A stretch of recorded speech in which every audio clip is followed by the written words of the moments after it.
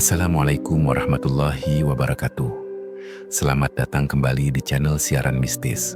Untuk kisah kali ini, kita punya cerita yang berjudul Arwah Korban Santet di Kamar Jenazah. Sebelum kita lanjut ke ceritanya, jangan lupa tekan tombol subscribe supaya saya makin semangat membagikan kisah-kisah horor untuk kalian semua.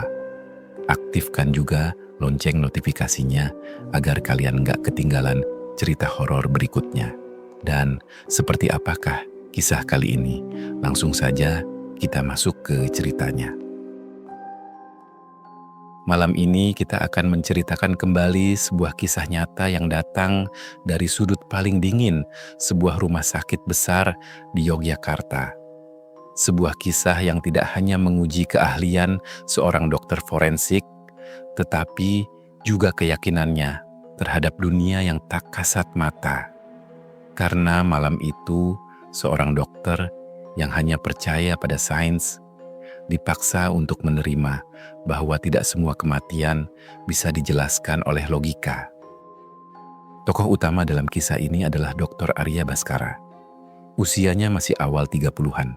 Seseorang yang pintar, idealis, akademis, dan sangat kritis. Baginya, segala penyakit memiliki kode. Setiap kematian selalu punya penyebab. Tidak ada ruang untuk mitos, klinik, atau hal-hal berbau gaib. Dari kecil ia sudah diajarkan untuk percaya pada ilmu pengetahuan. Dan itu terbawa sampai ia bekerja sebagai dokter forensik. Malam itu, sekitar pukul 11, Dr. Arya sedang menyelesaikan laporan otopsi karena ada seorang jenazah baru yang dibawa masuk ke ruangan. Jenazah perempuan, masih muda, dan hanya disertai sepucuk catatan yang sangat tidak biasa. Nama jenazah itu kita sebut saja Nona M. Catatan dari keluarganya bahkan sangat aneh.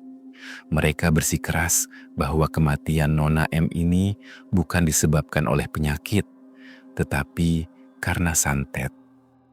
Dokter Arya membaca catatan itu sambil tersenyum kecil, seperti orang yang merasa sudah tahu jawabannya. Ia melirik asisten seniornya, Pak Karta, dan berkata, "Tugas saya mencari penyebab kematian, Pak. Kode ICD 10, bukan membuktikan sebuah kutukan." Pak Karta hanya menunduk.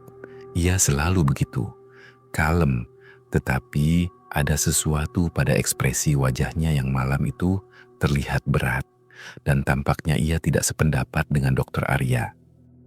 Saat jenazah diletakkan di meja otopsi, Dr. Arya merasakan udara di ruangan itu sedikit berubah, lebih dingin dari biasanya. Ia merapikan sarung tangannya, mengambil berkas, dan memulai pemeriksaan. Pemeriksaan luar terlihat sangat normal. Tidak ada luka, tidak ada memar, tubuhnya tidak menunjukkan tanda-tanda kekerasan, baik itu pukulan ataupun tusukan senjata tajam. Tetapi ada satu hal yang membuatnya berhenti sejenak. Kulit jenazah itu terasa terlalu dingin. Bahkan untuk ukuran mayat ini sangat dingin. Dokter Arya mengerutkan dahi. Itu tidak masuk akal. Jenazah yang baru datang masih harus melewati proses pendinginan bertahap. Tapi ini jauh lebih dingin dari kondisi jenazah pada umumnya. Ia mencoba mengabaikannya dan mengambil pisau bedah.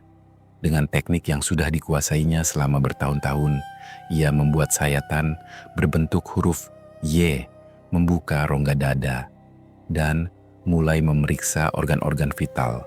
Jantungnya normal, paru-parunya bersih, hati, ginjal, limpa, semuanya normal.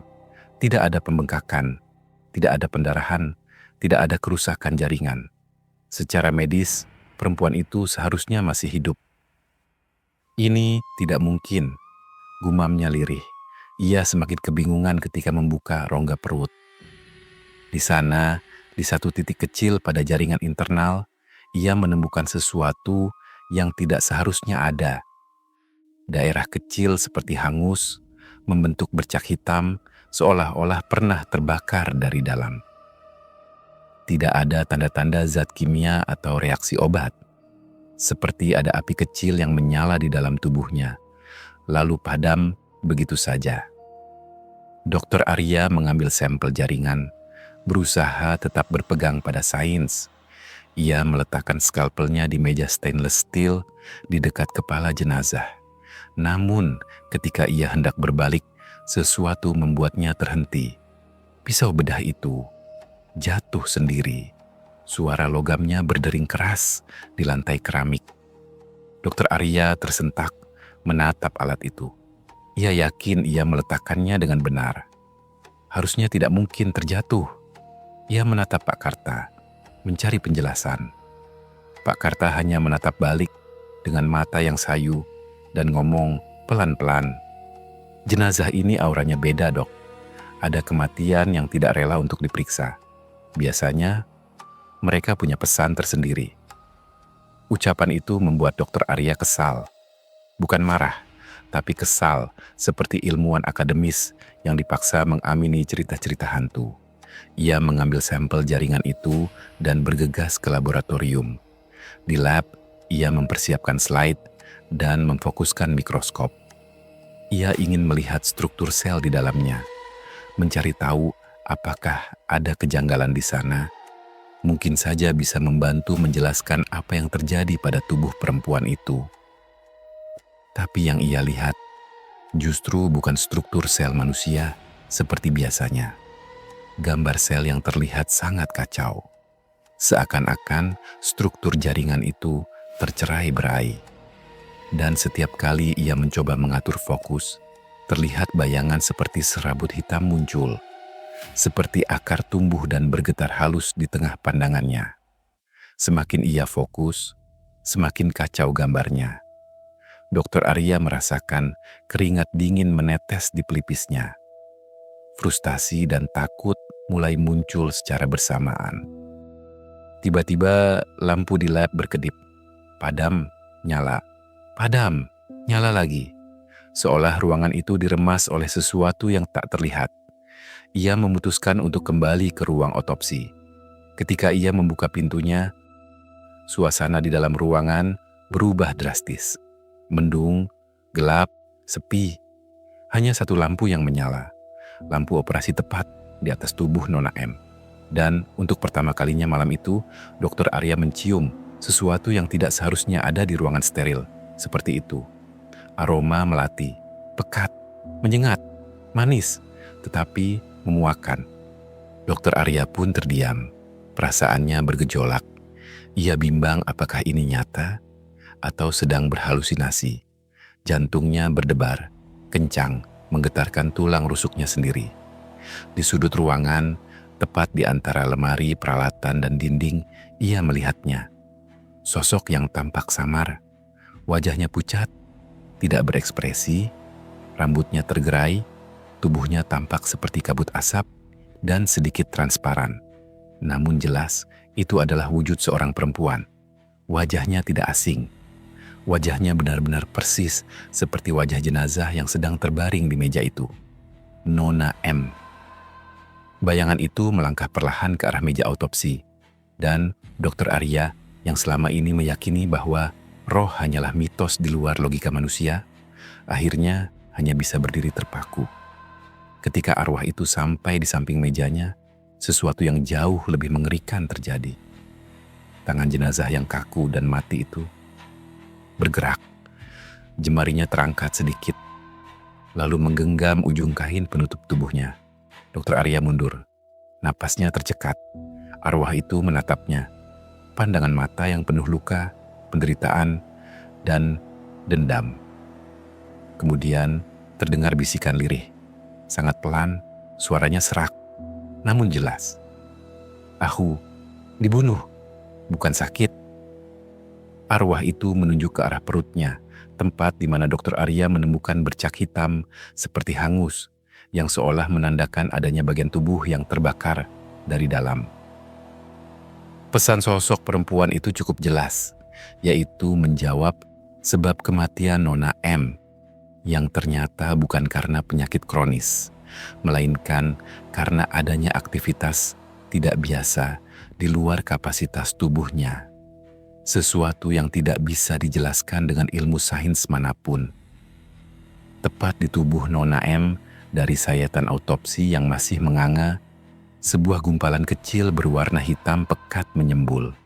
Ia bergulir, seperti kepulan asap gelap yang padat, bergerak cepat, seolah ditarik paksa oleh kekuatan yang tak terlihat. Kemudian, ia lenyap, larut begitu saja di udara dingin ruang otopsi. Aroma melati yang semula menyengat, tiba-tiba sirna.